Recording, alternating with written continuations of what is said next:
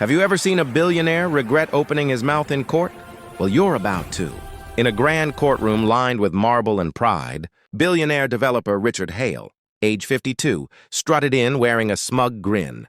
Across from him sat Tom Weaver, a 47-year-old homeless man, his hands calloused, his clothes faded but his eyes sharp with quiet dignity. Richard was suing the city for allowing vagrants to ruin his property. Value. He pointed directly at Tom, saying, "People like him are stains on society. They don't work, they don't matter." The courtroom gasped. But Tom didn't flinch. He just looked down at his worn shoes.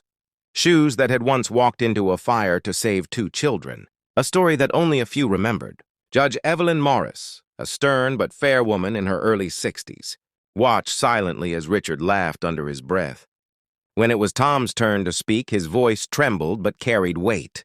"Your Honor," he began, "5 years ago I had a family, a home, and a small construction business. Then Mr. Hale's company bulldozed my property to build his luxury condos. He never paid the compensation he promised. That's why I'm here. Not to ruin his image, but to get back what's rightfully mine." The room went still. Richard's grin faded. The judge raised an eyebrow. "Is that true, Mr. Hale?" she asked. Richard stammered, "That was a long time ago." He signed the agreement. Tom pulled out a crumpled envelope. Inside was the original contract, unsigned. Gasps filled the courtroom. Judge Morris leaned forward. "Mr. Hale, it seems the only thing ruined here is your integrity." Richard tried to protest, but the judge's gavel hit hard. "This court not only dismisses your case, but orders your company to compensate Mr. Weaver in full, not plus interest." The billionaire's face turned pale. His empire had just been publicly shamed by the man he mocked.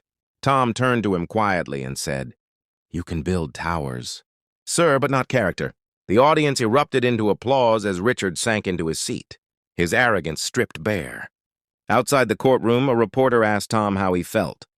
He smiled softly. "I didn't win money today. I won back my dignity. Sometimes, the richest man in the room is the one with nothing to his name but the truth.